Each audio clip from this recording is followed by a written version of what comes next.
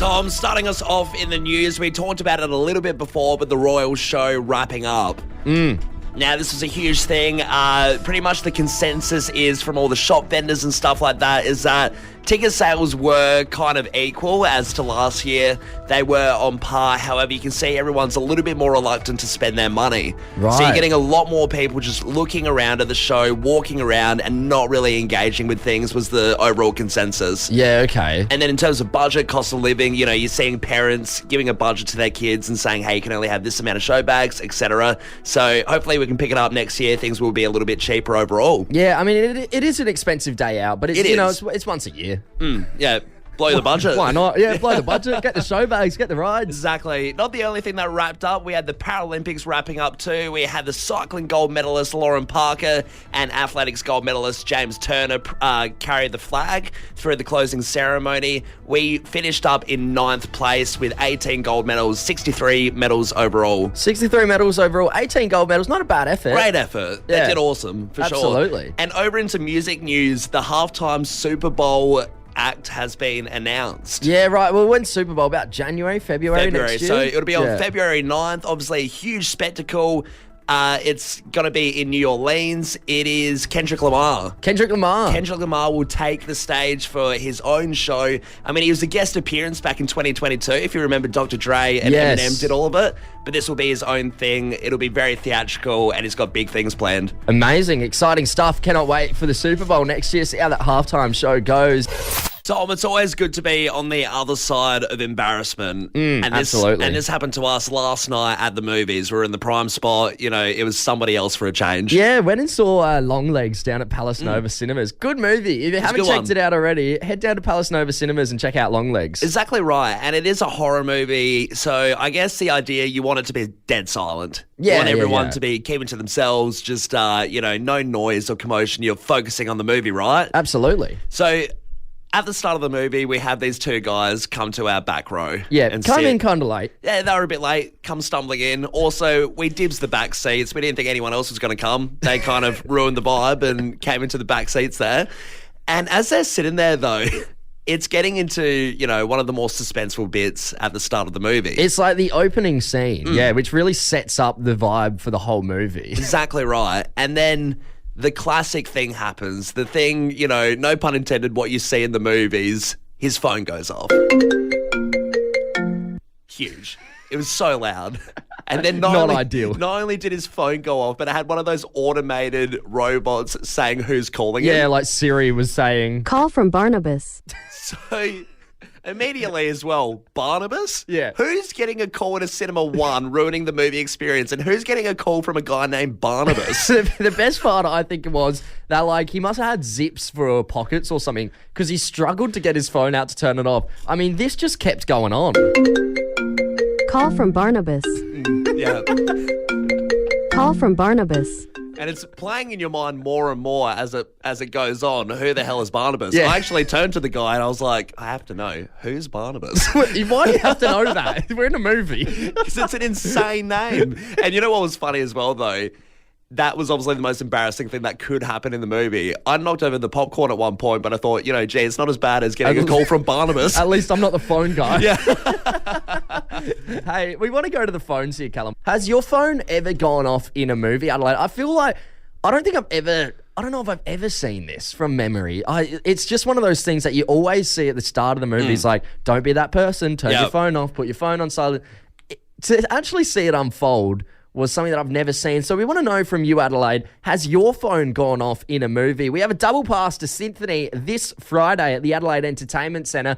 Keep it on fresh all week for your chance to win tickets, all thanks to Symphony, and tickets are selling very fast. Head to symphony.com or get involved in the show right now and you can win yourself a double pass just by letting us know if your phone has ever gone off in a movie and what happened. I remember back in the day, Jurassic World, some old lady's phone went off, but instead of apologising, she started yelling at the people telling her off. She's like, you shut up, you shut up. We got this text come through from Pete saying, so my phone went off halfway through John Wick 4 and I genuinely thought I was in the cinema alone. So I picked it up and spoke for a couple of minutes and then at the end of the movie, there was a young couple a few rows in front of me giving me absolute daggers. Oh, God, I can't believe I dirty talked.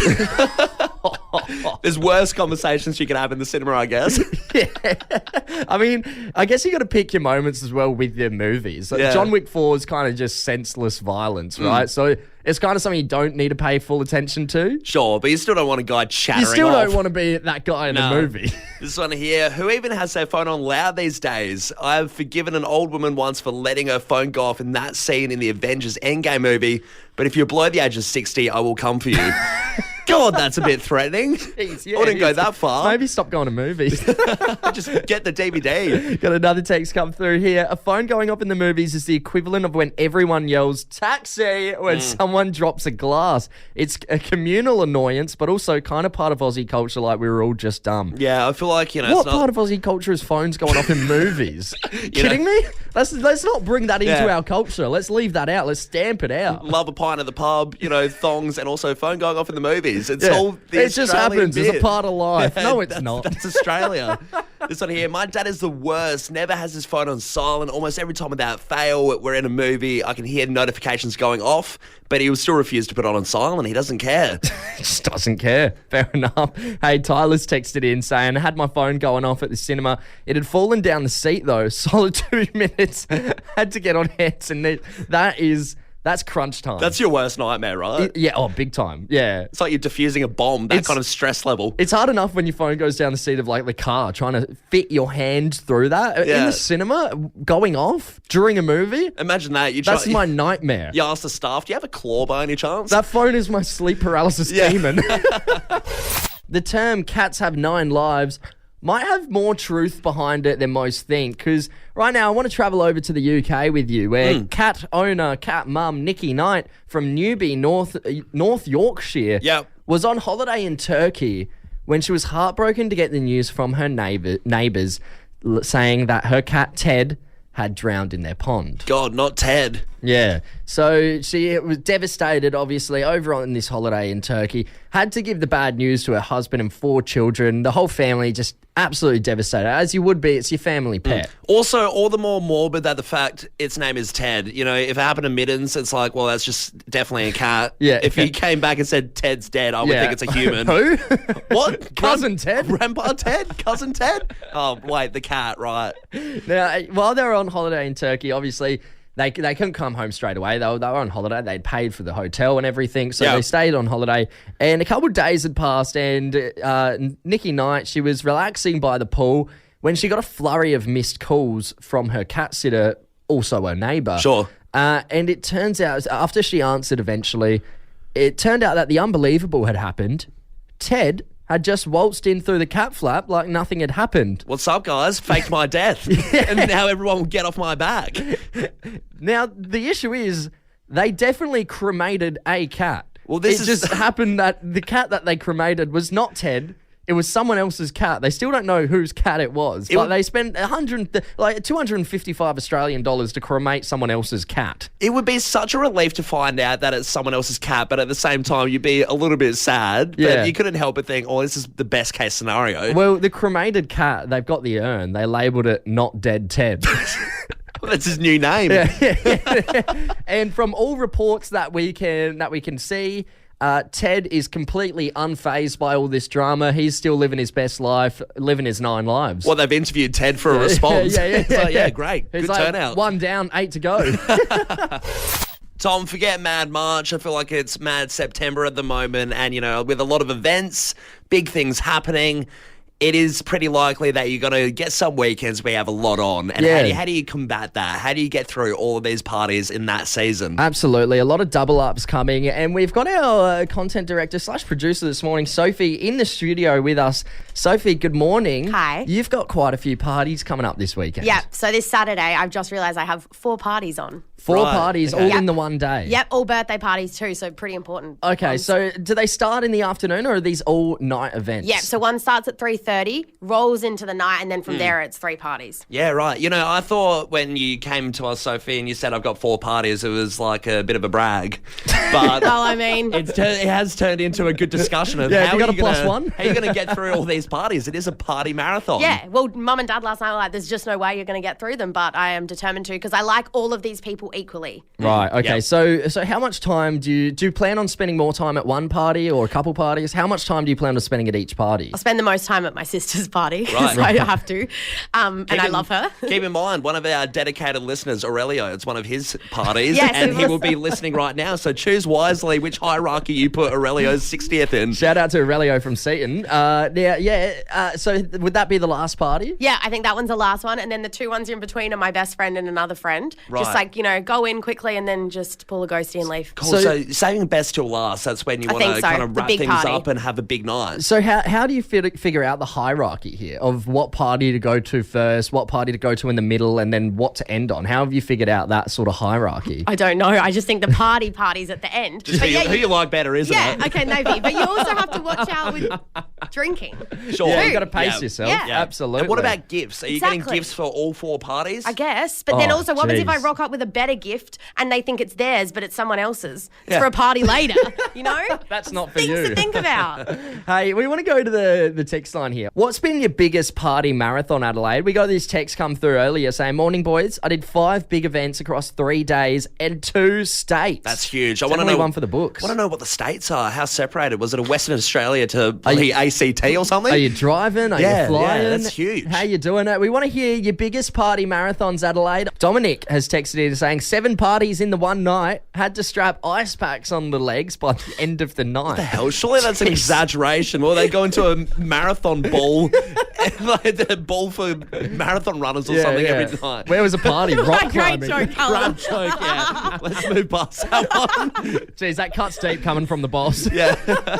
Got this one here. My party marathon was a 4-day bender. Does that count? Yes. Very much so. Look after yourself. Only the one party, but 4 days, big effort. Christian's texted through saying, try 3 weddings in one night. About 10 years back, that suit has seen better days. God, that's a huge By one. the isn't last it? party, are you even rocking up with the blazer? Or are you just taking that Yeah, off? they must be really important people to go to 3 weddings in one night. I just try and ditch as many as I can, just go to one. Also, Yeah. weddings are so expensive that if that was my wedding, I'd be annoyed. If you're paying $200 per head for someone. Well, you'd and be then they're- annoyed if someone had another wedding on another Yeah, night. to go to, and I've paid for them to be there. Yeah, I would. Would you be annoyed if they rocked up and treated yours as the 3rd wedding? Yeah, probably, because that means they miss the speeches and the dinner, the important bit. They just want to be there for the Drinks. drinks Reception. afterwards. What does that say about me? Yeah. Exactly right. We'll see you at the reception.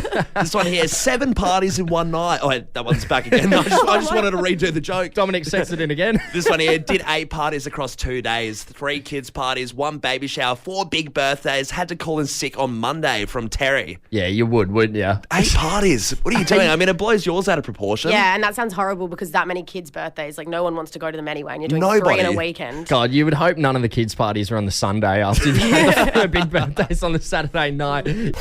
Footy. I can't hear what you're saying. Footy. You gotta have to speak up. Footy. Hoodie? Cookie? Missouri? What are you saying? It's footy. Mouthful of SANFL with Tom and Callum on Fresh 92.7. Yes, it's our new game we're playing in the lead up to the SANFL Grand Final on the 22nd of September. We're going to have an exclusive fresh box next to the old scoreboard there on the hill. And we want to invite you, Adelaide, to come along and enjoy the SANFL Grand Final with us. Yes, it's the perfect spot to watch the grand final. Not only will you get food and drinks in the box, but we're also going to have one of our fresh DJs in there, Mia, as well as Lazen from The Vibe on Fridays and the Lunar Society, who are from Electric Blue, Yeah, which counted in our top 92, and they played there. So you've definitely sent them around. It's going to be a good vibe. Absolutely. The Lunar Society, they'll be doing the after party in the McGarry room. But, Callum, we are doing right now Mouthful of SANFL. And the way this works is reminiscent of the old internet trend Yes. game, Chubby Bunny, where you shove a bunch of marshmallows in your mouth and you try and say a word. Now, this is how Callum went. He previously did it. You know what? It's harder than I thought when you're listening back to it. It is a bit scrambled, but yeah, it is a footy term. If you can get it correct, the tickets to the grand final box are yours. That's it. The exclusive once-in-a-lifetime spot in the SANFL Fresh Box for the grand final. We're so excited. We cannot wait for this day, and we want you to come along. So let's hear our guesses, see if we can invite someone into the box this morning. We're going to head over to Davron Park. We got Scott on the line. G'day, Scott. How you going, mate? G'day, guys. How you going? Very good. not now, bad. Scott, are you a big SANFL fan? Are you looking forward to the grand final? Yeah, who's your team? I am. My team's actually not in it, but I'm still looking forward to the grand final. Support Magpies. Oh, there you go. There Yeah, you go. still Well, a good watch. Scott, it'll still be a great day, mate. Hopefully you can get in. What is your guess? What do you think Callum said with the marshmallows in his mouth? Go down the middle. Okay, all right. Down the middle. Hit the suspense.